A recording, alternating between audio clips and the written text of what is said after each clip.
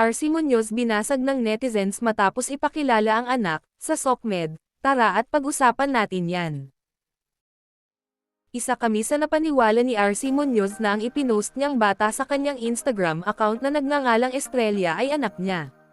Ang caption ni RC rito, "Been waiting for the right moment to tell the world about you my sweet #Estrella so blessed to have ya my little princess. Love you." In fairness, kahawig naman ni RC si Estrella lalo na ang mga mata nito na duda namin ay 2 or 3 years old na ngayon. April Fools, ang sagot kay Vina Morales ng may account na @jan.morg, she's RK's brother-daughter. Ang post kasi ni Vina ay, "Oh, so cute like mommy, so proud of you, RC. Jokes on you," ang sabi pa ng isang netizen kay Vina. At ang sagot ni RC, "Claiming all my pamangkins my own.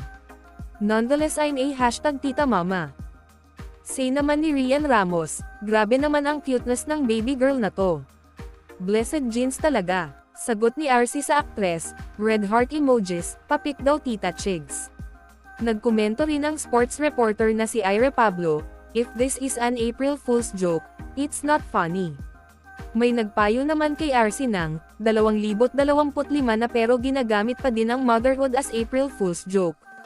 If this post is true then congratulations, if not please be aware that motherhood should not be an April Fool's joke. Sabi pa ng netizen, "Not good choice of announcement. Since it was April Fool's Day, feel bad for the little girl. But congrats at Ramona Thorns." May nagtanggol naman kay RC, "The caption is already edited po.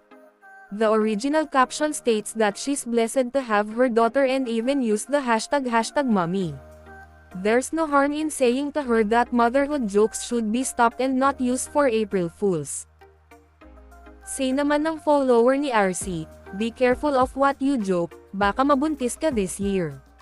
Congratulations in advance idol." Anyway, nang magtanong kami sa taong malapit kay RC kung totoong may anak na siya nung hindi pa namin nabasang joke lamang ito.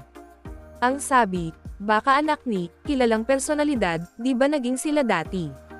Nung titigan namin si Estrella ay kamukha naman ni RC ang mga mata at in fairness hawig din ng taong nakarelasyon niya years ago.